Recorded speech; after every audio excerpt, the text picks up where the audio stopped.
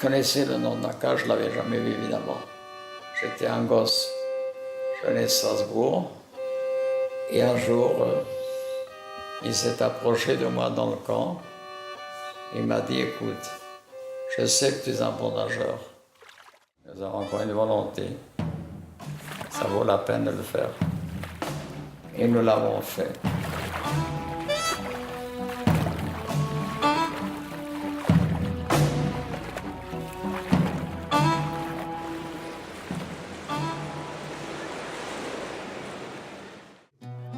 Alfred Nakache naît en 1915 en Algérie, à Constantine. Nous étions une famille très très unie avec des... Et qu'on apprend à devenir un bon républicain et que se forge ce culte de la République et ce culte de la France. Il faut aussi ajouter à cela un antisémitisme qui s'est installé en Algérie presque depuis le début de la colonisation, qui s'est accentué à la fin du 19e siècle et qui va ressurgir dans les années 30.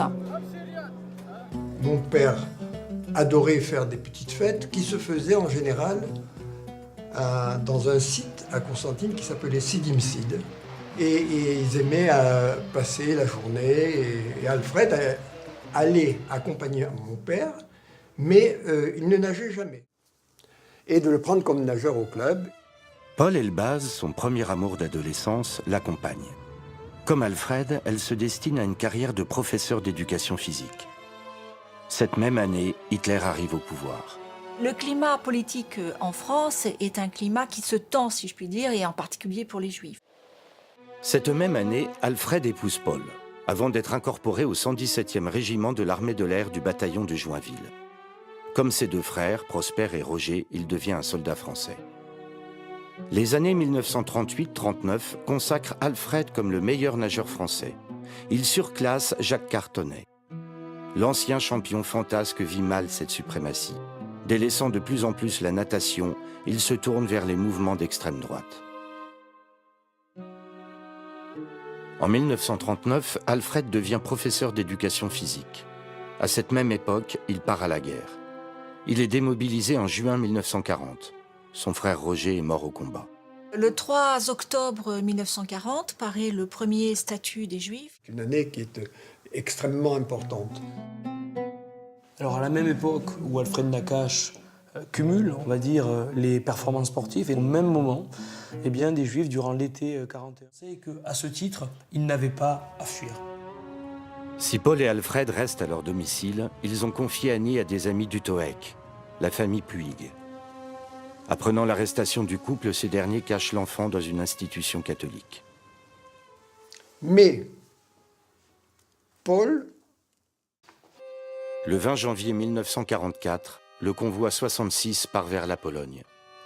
Entassés dans les wagons, 1368 détenus. Le plus âgé a 82 ans, le plus jeune 3 mois. Après 3 jours d'angoisse et de souffrance, le train arrive à Auschwitz. Les hommes sont séparés des femmes et des enfants. 1075 personnes seront envoyées directement vers les chambres à gaz. 231 détenus, dont Alfred Nakache, seront sélectionnés par les nazis. Il devient le numéro 172 763. La majorité des détenus dans les camps comme Auschwitz parlaient le yiddish.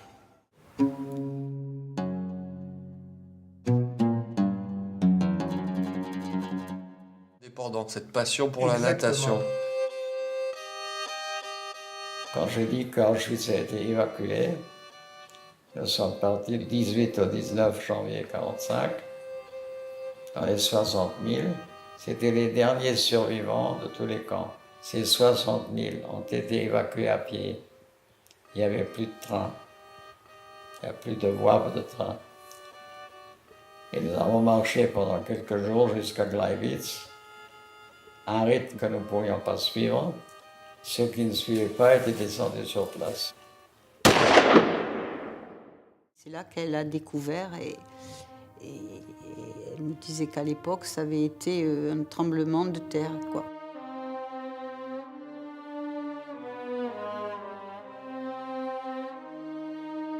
Et tu as le souvenir, toi, plus du grand sportif ou du grand frère qui revenait? Non, c'était du grand frère dont on parlait tant et que je voyais, j'étais le plus jeune, mon père m'a demandé,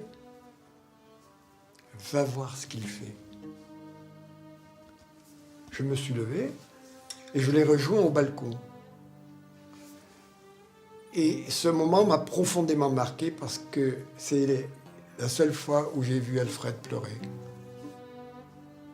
Où il avait probablement cette joie de vous retrouver, mais il pensait à Paul et Annie. Voilà, très certainement.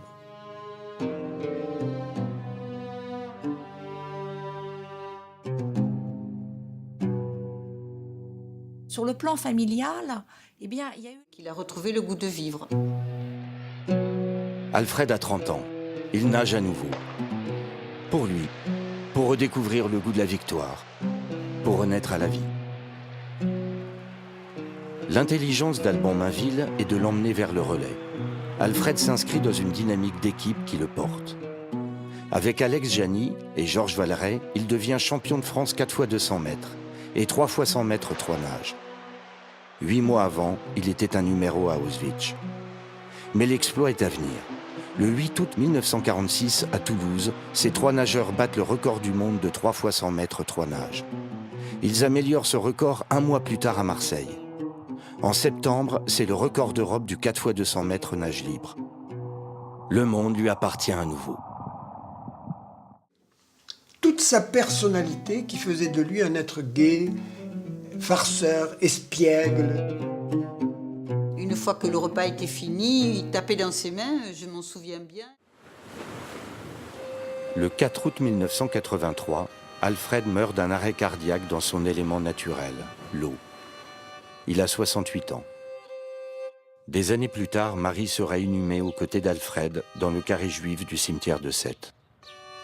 Mais il y aura toujours inscrit sur la tombe, il y a le nom de Paul et d'Annie qui figure. Bien sûr. Sur la tombe d'Alfred Nakache, cimetière de Sète,